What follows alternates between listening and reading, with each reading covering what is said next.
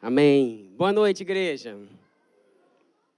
Não, foi muito fraco esse boa noite aí. Boa noite, igreja. Amém. Que bom, isso aí. Que bom estarmos juntos mais uma noite. Fico feliz de poder compartilhar mais uma vez aqui a palavra. Glória a Deus por mais um culto de celebração da ceia. Vamos refletir sobre a morte de Jesus mais uma vez. Amém, glória a Deus. Estamos nesse finzinho aí dessa série, né, Cidadãos do Reino. E é muito bom, foi um tempo muito bom compartilhar várias coisas que Deus foi falando aos nossos corações nesses trechos aí, né, 1 Reis, ali até 2 Crônicas. Deus tem grandes coisas ainda essa noite e aí para as próximas semanas aí, se Deus quiser, serão coisas muito boas para nós. Eu estava refletindo aí nesse texto que vamos ver nessa noite. E uma coisa me veio à mente. Enquanto eu estava lendo, me veio o Muro das Lamentações. Eu não sei se todos conhecem, acho que a maioria já tem ciência do Muro das Lamentações.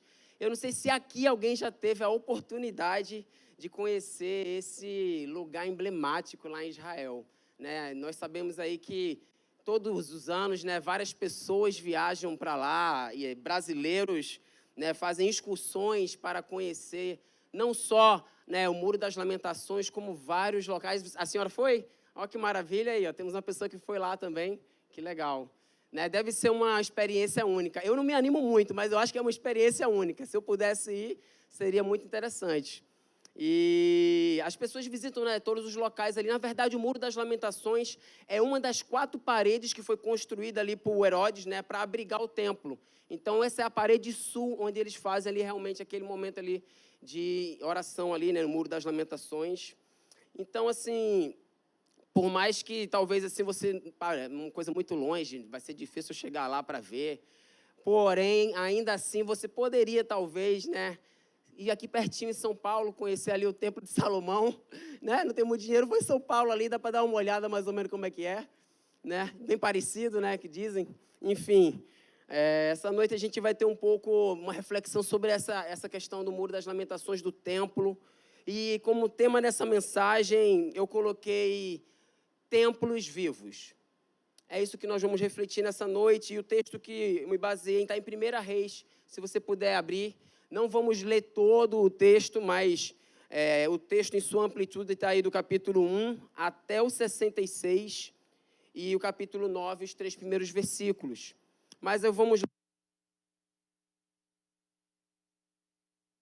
ler aqui alguns versículos que vamos falar, eu vou citando aqui, vocês vão me acompanhando na leitura. Amém? 1 Reis, capítulo 8, vamos começar no versículo 1 e depois vamos para o 6 e a gente vai fazendo essa leitura guiada aí. Então, congregou Salomão os anciãos de Israel, todos os cabeças das tribos, os príncipes das famílias dos israelitas, diante de si em Jerusalém, para fazerem subir a arca da aliança do Senhor, da cidade de Davi, que é Sião, para o templo. Versículo 6. Puseram os sacerdotes a arca da aliança do Senhor no seu lugar, no santuário mais interior do templo, no Santo dos Santos, debaixo das asas dos querubins, pois os querubins estendiam as asas sobre o lugar da arca e do alto cobriam a arca e os varais. Os varais sobressaíam tanto que suas pontas eram vistas do santo lugar, defronte do Santo dos Santos. Porém, de fora não se viam. Ali estão até o dia de hoje. Nada havia na arca, senão as 2 tábuas de pedra, que Moisés ali pusera junto a Horebe, quando o Senhor fez aliança com os filhos de Israel, ao saírem da terra do Egito. Tendo os sacerdotes saído do santuário, uma nuvem encheu a casa do Senhor, de tal sorte que os sacerdotes não puderam permanecer ali para ministrar, por causa da nuvem, porque a glória do Senhor enchera a casa do Senhor. Então disse Salomão: o Senhor declarou que habitaria em trevas espessas. Na verdade, edifiquei uma casa para a tua morada, lugar para a tua eterna habitação. Voltou então o rei o rosto e abençoou a toda a congregação de Israel, e enquanto se mantinha toda em pé. Versículo 17, meus irmãos. Também Davi, meu pai, propusera em seu coração o edificar uma casa ao nome do Senhor, o Deus de Israel. Porém, o Senhor disse a Davi, meu pai, já que desejaste edificar uma casa ao meu nome, bem fizeste em o resolver em teu coração. Todavia, tu não edificarás a casa. Porém, teu filho, que descenderá de ti, ele a edificará ao meu nome.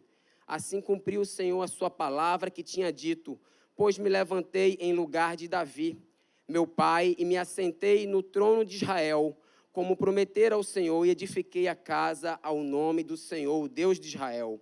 E nela constituí um lugar para a arca, em que estão as tábuas da aliança que o Senhor fez com os nossos pais, quando os tirou da terra do Egito. Vamos para o 27. Mas, de fato, habitaria Deus na terra? Eis que os céus e até o céu dos céus não te podem conter, quanto menos esta casa que eu edifiquei. Atenta, pois, para a oração de teu servo e para a sua súplica, ó Senhor meu Deus, para ouvires o clamor e a oração que faz hoje o teu servo diante de ti, para que os teus olhos estejam abertos noite e dia sobre esta casa, sobre este lugar, do qual disseste, o meu nome estará ali, para ouvires a oração que o teu servo fizer neste lugar. Ouve, pois, a súplica do teu servo e do teu povo de Israel. Quando orarem nesse lugar, ouve no céu, lugar da tua habitação. Ouve e perdoa. Agora vamos para o capítulo 9, versículo 1 ao 3. Quando Salomão acabou de construir o templo do Senhor, o palácio real e tudo mais que desejara construir, o Senhor lhe apareceu pela segunda vez, como lhe havia aparecido em Gibeon. O Senhor lhe disse, ouvi a oração e a súplica que você fez diante de mim. Consagrei este templo que você construiu, para que nele habite o meu nome para sempre. Os meus olhos e o meu coração estarão sempre nele. Amém. Palavra do Senhor. Aqui nós temos uma grande transição. Deus deixando de habitar simbolicamente no tabernáculo e passando a habitar no templo construído por Salomão. Na época do rei Salomão, ter um local para adorar a Deus se fazia importante. O povo de Israel vinha de uma caminhada. O povo de Israel vinha ali, uma caminhada histórica, precisando guerrear, precisando conquistar, tomar posse da terra. Sob o reinado ali anterior do rei Davi, os israelitas eles são unificados. O culto ao Senhor no reinado de Davi, ele começa a ganhar identidade. Mas para esse povo nômade, era importante agora que eles tivessem um local para adorar a Deus, um local certo. E Salomão foi escolhido para essa empreitada. E ele constrói, ele edifica. E depois de concluir essa construção do templo, ele vem ali trazer os utensílios sagrados nesse culto ali de consagração do templo. E a primeira coisa que ele leva ali para dentro, que os levitas, os sacerdotes levam, é a Arca da Aliança. Como vimos no texto, ela possuía as 2 tábuas da aliança de Deus feita ali com Moisés. A Arca da Aliança ela foi construída lá em Êxodo, capítulo 25, versículo 10, quando o povo havia saído do Egito. Ela simbolizava, acima de todas as coisas, ela simbolizava a presença de Deus no meio do seu povo. A presença de Deus, a comunhão de Deus com o seu povo. Após longos anos sendo levada de um lugar para o outro, junto com o povo, passando, ficando no tabernáculo, a arca agora encontrava um lugar para repousar. Um lugar para ficar.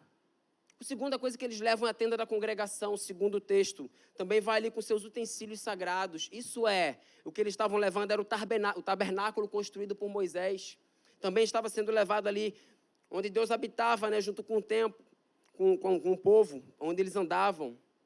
Logo que tudo foi colocado em seu devido lugar, quando tudo foi organizado, os sacerdotes se retiram do lugar santo, e como a gente viu no versículo 10, a glória do Senhor encheu o templo em uma forma de nuvem. E isso é como um sinal da aprovação de Deus sobre aquilo que eles tinham feito. Deus dizendo, é isso aí, meu povo, vocês estão certos. Salomão, então, começa a celebrar um culto. Ele começa a consagrar aquele templo ao Senhor. Repetidamente, ele pede a Deus para que os olhos dele estivessem voltados para aquele lugar, para que os ouvidos, de uma maneira simbólica, estivessem ouvindo a oração do seu povo. Lugar ali pelo qual ele disse que poria o seu nome e cumpriu a sua promessa, para que ouvisse sempre as orações do povo de Israel, as orações que estivessem voltadas para aquele local, para aquele lugar. Salomão, ele é incansável em seus pedidos ao longo do texto. São praticamente 60 versículos ali, 50 versículos, que ele vem consagrando o templo, oferecendo sacrifícios, celebrando com festa, 7 dias de festa. E Deus responde, só depois desses versículos todos ali, Deus responde no início do capítulo 9, aceitando, recebendo tudo aquilo. Ele diz: ouvi a oração e a súplica que você me fez. Consagrei este templo que você construiu para que nele habite meu nome para sempre. Os meus olhos e o meu coração estarão sempre nele. Meus irmãos, é por causa desses textos que nós vemos toda a movimentação em torno da muralha, do Muro das Lamentações. Aqui há uma aliança de Deus com o povo judeu. São diversos milhares de judeus, dia e noite, orando em arrependimento, clamando a Deus, voltado para onde estaria o templo. Voltado para aquela parede, mas onde estaria o templo que não existe mais. Só ruínas. Eles clamam pela vinda do Messias, esperam ansiosamente a vinda do Messias, dia e noite, repetem, oram, buscam a Deus, adoram, procuram Deus dia e noite. O lugar da construção do templo não foi um lugar qualquer. O templo foi construído no Monte de Moriá. O que aconteceu nesse local? O que aconteceu nesse local foi que Deus prova a Abraão. No mesmo local onde Abraão foi provado, é onde o templo é construído. Deus prova a Abraão pedindo o quê? O sacrifício do seu filho. Do seu único filho, Isaque, um filho da promessa. Deus pede a Abraão, provando ele. Abraão obedece, não sacrificando o seu filho. Se você puder acompanhar depois, lê lá Gênesis 22. Ele não sacrifica o filho. Deus providencia um sacrifício, mas ele fala: vejo que você me obedeceu.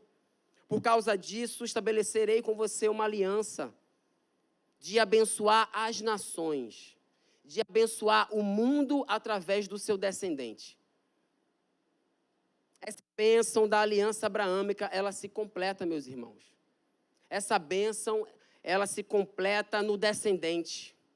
Deus cumpre sua palavra de abençoar todos os povos da terra através do descendente de Abraão. Que descendente é esse, meus irmãos? Jesus Cristo. Jesus é o descendente. É o que os judeus tanto esperam e pedem a volta, e pedem para que venha o Messias, o que eles tanto esperam. Já veio. Hoje nós, os gentios e os judeus que se unem a Cristo, todos que se unem a Cristo pela fé, recebem essa bênção e tornam-se semente de Abraão. Mas apenas aqueles que se unem ao descendente, a Jesus Cristo. Ninguém mais fora de Cristo pode estar em um relacionamento salvador, em um relacionamento de uma nova aliança com Deus. Isso você pode acompanhar depois em Gálatas 3. Versículos 15 ao 16, 24 ao 29. Apenas Cristo. No capítulo anterior da construção do templo, aqui no capítulo 8 de Reis, né, a gente leu 8, no capítulo 7, né, no capítulo anterior, é relatado os detalhes da precisão da construção do templo, uma obra magnífica. A riqueza da construção do prédio, as suas formas, medidas, o acabamento que foi feito. De fato, é uma grande obra arquitetônica. Porém, meus irmãos, por mais colossal que seja a obra do templo, como ela foi, mais bonito hoje é saber que Deus troca toda essa luxuosidade encontrada em pedras ou em ouro para fazer morada no coração de um simples pecador. para fazer morada num pequeno pecador como eu e você. O templo ele é o símbolo da promessa de Deus de habitar no meio do povo de Israel, é verdade. Mas para o cristão, o símbolo da promessa de Deus se cumpre em Jesus Cristo. Por isso, atualmente, somos desafiados, como cidadãos do reino, a fazer da nossa vida templos vivos consagrados a Deus. Amém? Templos vivos não com pedras caras, mas com atitudes que promovam a vontade de Deus, com atitudes de justiça, de igualdade, de misericórdia, de bondade, espalhadas na nossa cidade. Pensando nisso, eu gostaria de focar essa noite num único ponto. E esse ponto é que hoje Deus não habita mais em templos. Não em templos de pedra, mas em templos de carne. Ele habita em cada cristão é o local que Deus habita.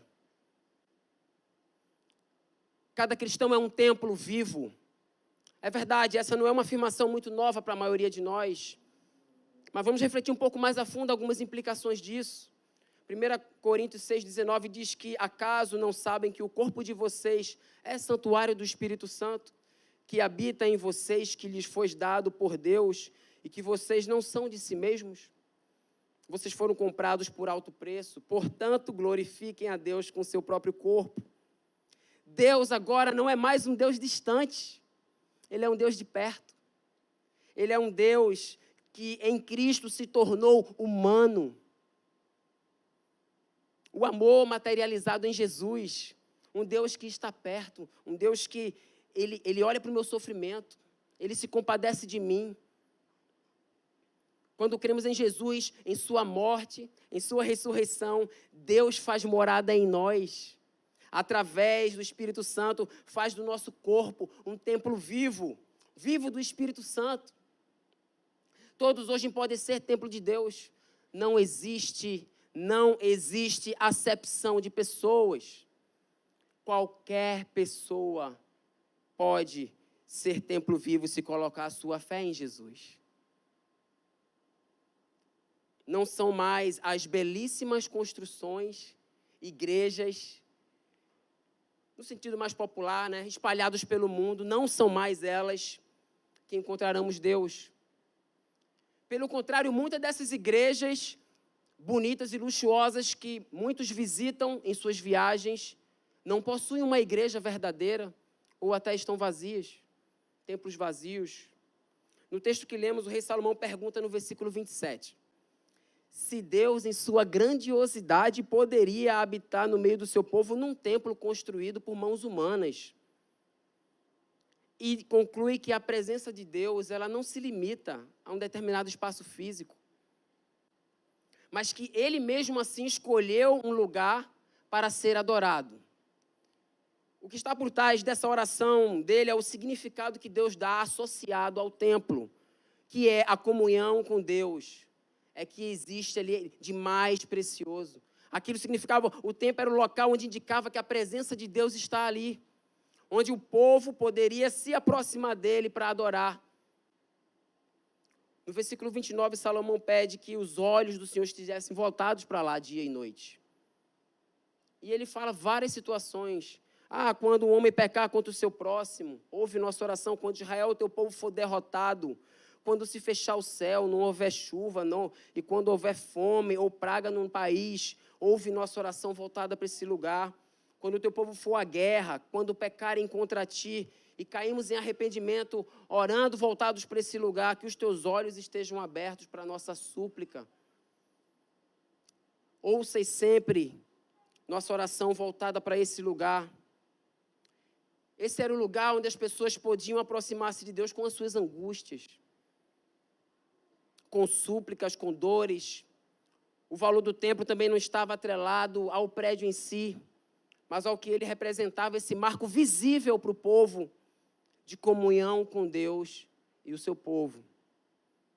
Infelizmente, ao longo do tempo, o templo perdeu muitas vezes o seu significado real. É verdade, vemos até Jesus indignado em sua época, né, porque o templo tinha virado uma casa de comércio.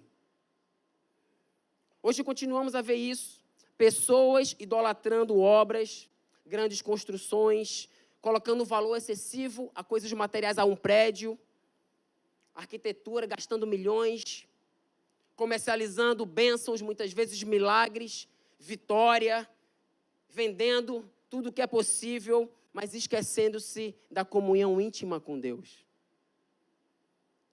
Na época do templo, o acesso à arca, ou seja, ali a presença de Deus, ele era muito restrito na antiga aliança, apenas o sumo sacerdote, podia entrar, com grandes preparações, uma vez por ano, ele adentrava ali o Santo dos Santos. Assim como a arca, o acesso a Deus era restrito a poucos naquela época. Os sacerdotes também entravam num outro lugar, no santo, para fazer o seu ministério, intermediavam ali o acesso das pessoas a Deus, levando agradecimentos, súplicas, pedidos do povo. Mas quando Cristo rendeu seu Espírito na cruz, quando Ele entregou o seu Espírito na cruz do Calvário, Deus enviou um terremoto que rasgou o véu. O véu não rasgou de baixo para cima, o véu rasgou de cima para baixo. É uma iniciativa de Deus para o seu povo, para nós. A cortina que isolava o lugar santíssimo se rasgou. Com isso, Deus mostra o que já tinha ensinado por meio de Jesus, que todos podem ter comunhão com Ele. Todos podem acessar a Deus.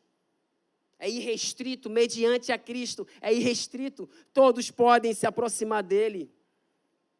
Através do mediador Jesus Cristo. Hebreus 10, 19 ao 22 diz o seguinte: portanto, irmãos, temos plena confiança para entrar no Santo dos Santos pelo sangue de Jesus, por um novo e vivo caminho que Ele nos abriu por meio do véu, isto é, do seu corpo. Temos, pois, um grande sacerdote sobre a casa de Deus. Sendo assim, aproximemo-nos de Deus com um coração sincero e com plena convicção de fé, tendo os corações aspergidos para nos purificar de uma consciência culpada e tendo os nossos corpos lavados com água pura. Meus irmãos, Deus agora abriu um caminho. Deus abriu um caminho através de Jesus para ser adorado, para ser buscado, para ser encontrado em toda parte por qualquer pessoa que desejar. Você pode ir sozinho no silêncio do seu quarto, buscar a Deus, falar com Ele, abrir o seu coração de uma maneira particular, de uma maneira íntima. Orar, adorar Ele, louvar Ele, ler a sua palavra, ouvir a sua voz. Ou seja, lá onde você estiver, na praia, no núcleo, ouvir que a gente vai ouvindo a mensagem durante o ônibus e tem vontade de chorar e chora por dentro, não chora no ônibus. Em qualquer lugar você pode ouvir a voz dele. Ele fala com você. Agora nós adoramos a Deus por meio de Jesus Cristo, onde Cristo se faz presente. Vejam, João 4, 20 a 23 diz, na conversa de Jesus com a samaritana lá: nossos antepassados adoraram neste monte, mas vocês, judeus, dizem que Jerusalém é o lugar onde se deve adorar.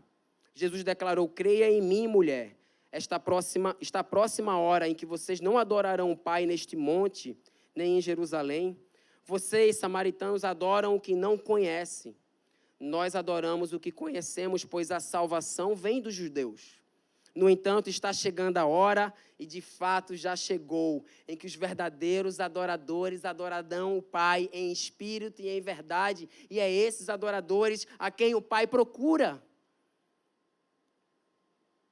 Porém, além da maneira particular e individual de buscar a Deus do seu jeito, também existe a necessidade de romper com essa rotina do dia a dia de adoração e uma vez por semana celebrar e buscar a Deus, adorando a Ele de uma maneira não mais particular e isolada, mas comunitária e juntos como igreja.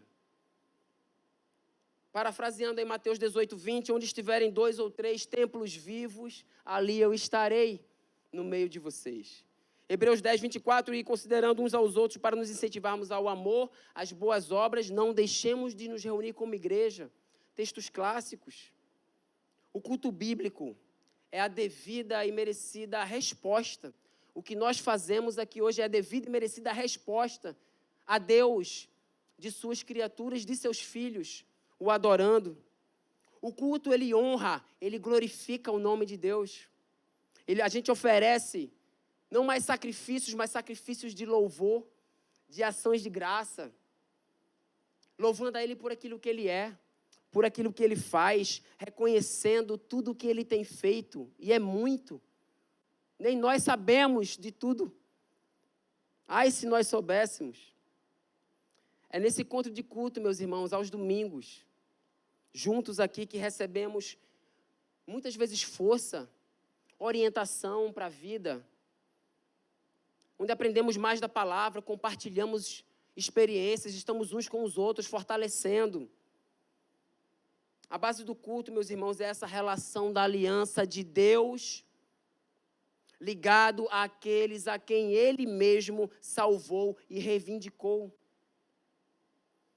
Sob a nova aliança, o sacerdócio, o sacrifício, a intercessão de Cristo, elas superam todo o sistema mosaico para remover o pecado de nossas vidas. A sua ressurreição nos garante vida, vida eterna, e esperamos ansiosamente a volta dele. Amém? Amém? Por isso agora na nova aliança, no Novo Testamento, os sacramentos instituídos por Jesus são o batismo e a ceia do Senhor.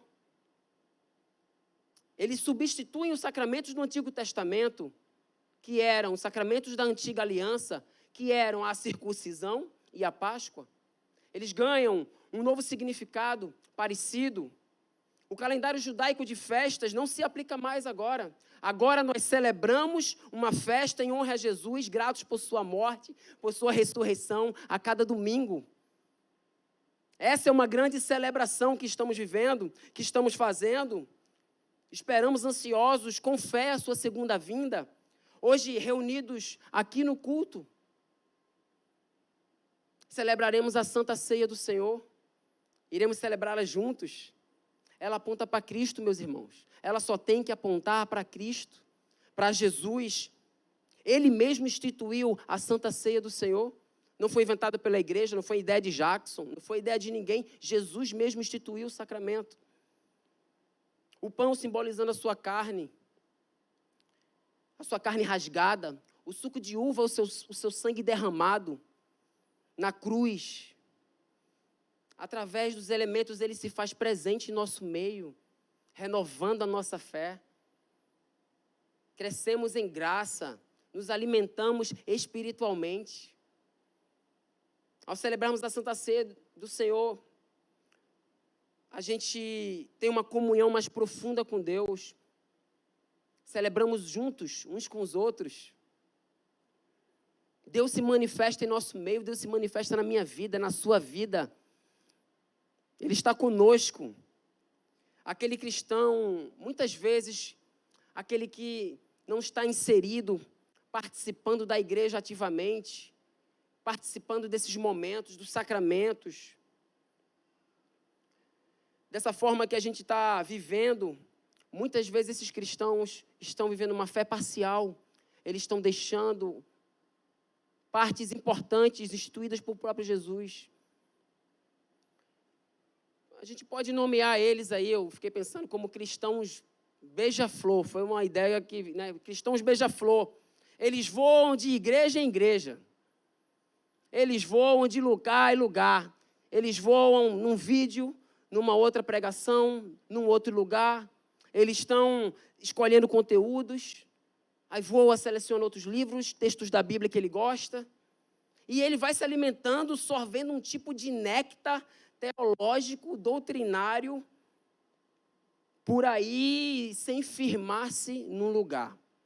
Só voando e fazendo do jeito que ele quer, se alimentando do jeito que ele acha que é o importante para ele. Sem participar desses momentos, sem celebrar o culto, sem celebrarmos juntos, sem estarmos convivendo juntos. Meus irmãos, é verdade que temos pessoas de diversas formas e diversas situações, mas que pelo menos no coração tenham um desejo de encontrar um lugar. Muitas vezes estamos perdidos, pessoas que se decepcionaram e querem encontrar um local. Amém. Mas outros não querem encontrar um local. Precisamos encontrar uma comunidade para congregar, uma comunidade séria, que prega com seriedade a palavra de Deus. Pelo menos tem que ficar claro que um templo vivo, ele não consegue sobreviver saudavelmente por um bom tempo, afastado de outros templos vivos. O mundo nos engole, acabamos sendo derrotados, às vezes por pequenas batalhas, porque estamos sozinhos. Não tem como vivermos um cristianismo isolado, em uma busca sincera a Deus, mas individual. Em uma leitura da Bíblia, mais individual, mais solitária. Precisamos uns dos outros. Uns dos outros é o que você vai acabar vendo cada vez mais no Novo Testamento. Uns dos outros, uns aos outros.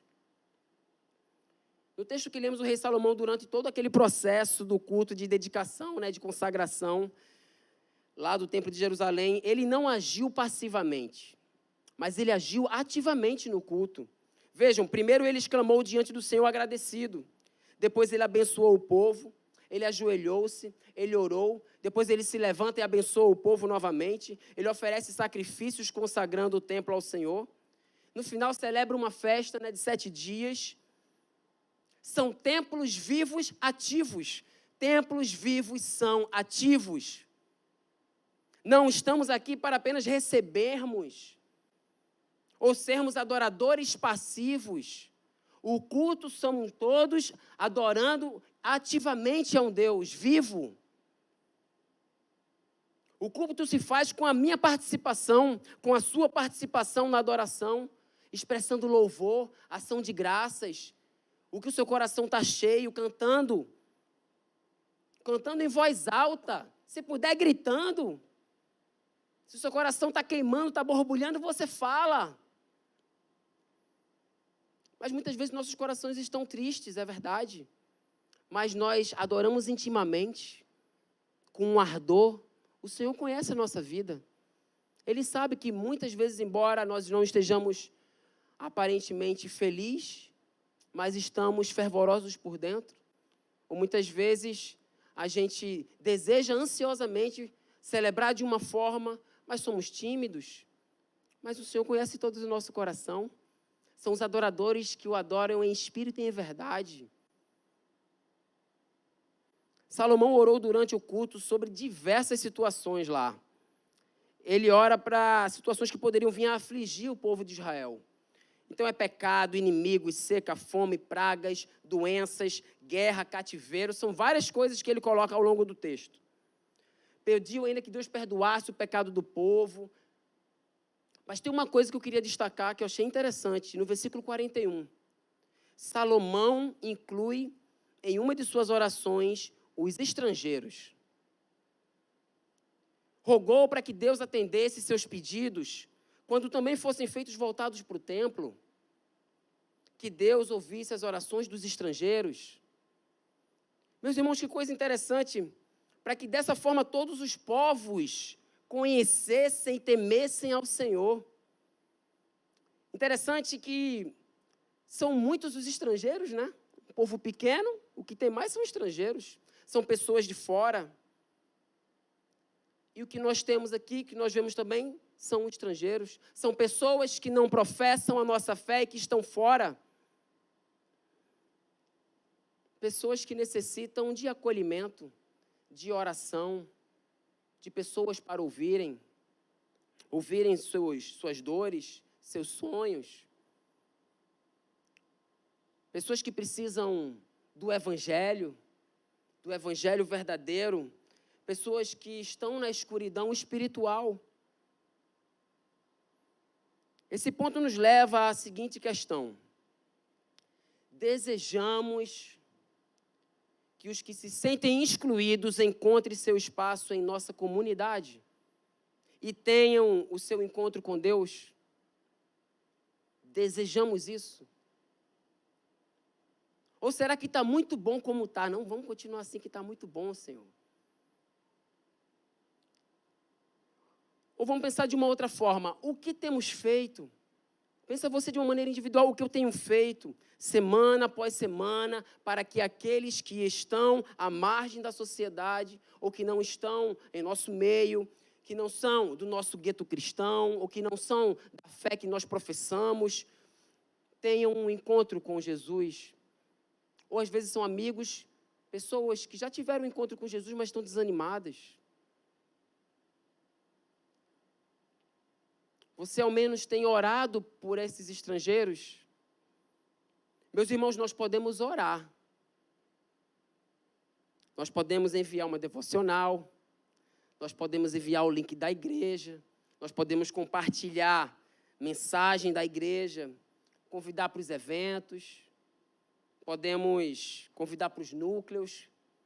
Podemos convidar para os cultos de domingo. Podemos ouvi-las onde elas estiverem, doar o nosso bem mais precioso, que é o nosso tempo, doar o nosso tempo. Nós podemos compartilhar o evangelho, podemos estender a mão, ser presente, estar próximo. Meus irmãos, nós podemos milhões de coisas. Nós podemos.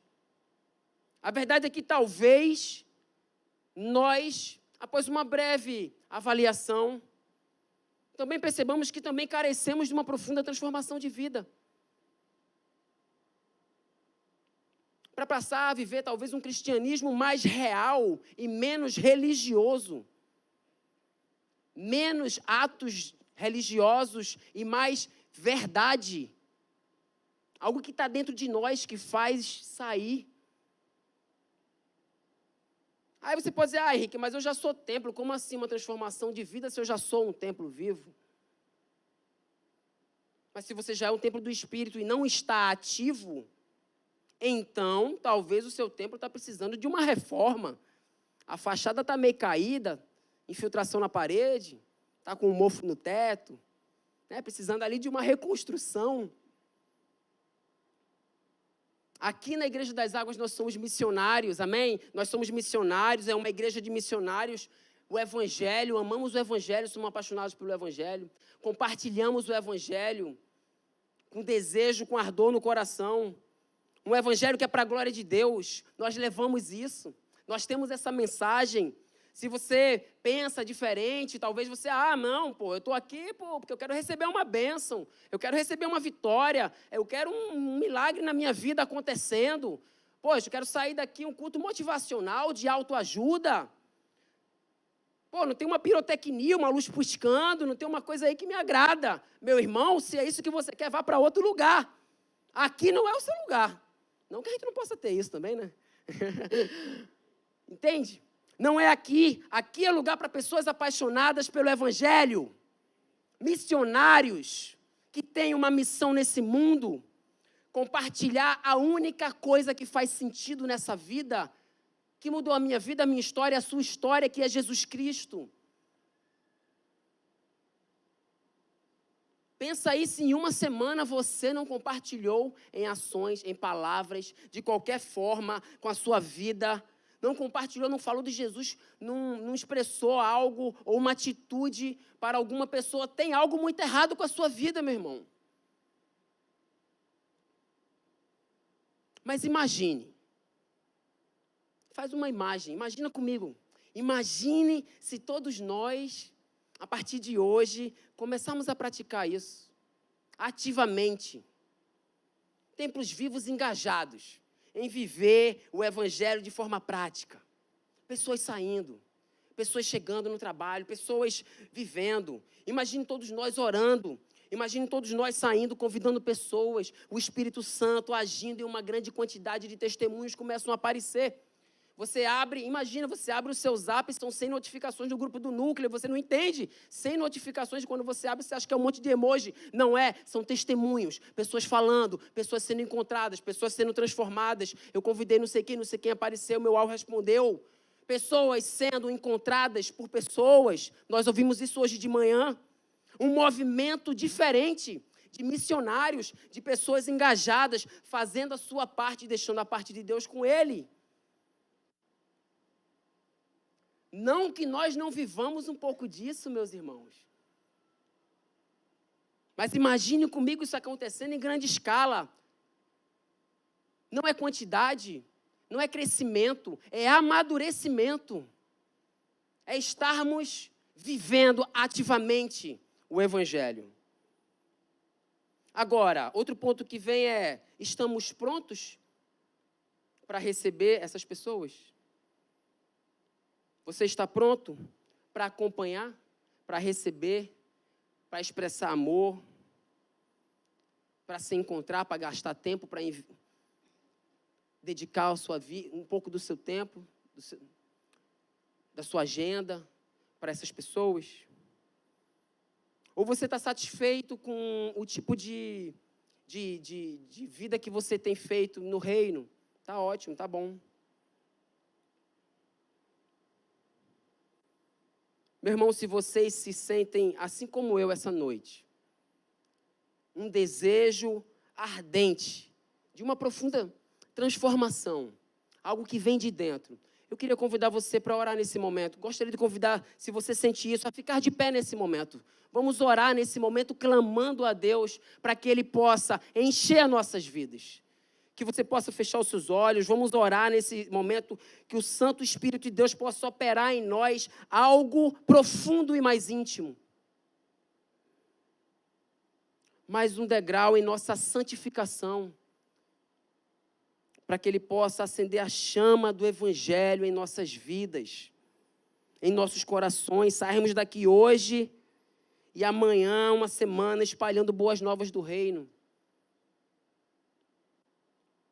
Templos vivos, ativos e em ação. Senhor, é isso que nós desejamos essa noite, Senhor. Vem com o Teu Espírito Santo em nosso meio. Age nos nossos corações. Senhor, eu sou pequeno e pecador, mas o Senhor é grande e misericordioso. Não temos em nós capacidade, habilidade para executar a Tua obra, Senhor. Mas capacita-nos com Teu Espírito Santo. Nos enche do Teu Espírito Santo. Que possamos nessa noite, ao ceiarmos, vivemos uma renovação de fé, uma renovação da aliança do Senhor conosco. O Senhor habita em nós, o Senhor habita em nosso meio, não mais em pedras. Senhor, é isso que nós desejamos para as pessoas que estão fora, para as pessoas que não estão vivendo isso, para os estrangeiros. Nos leva às pessoas, Senhor.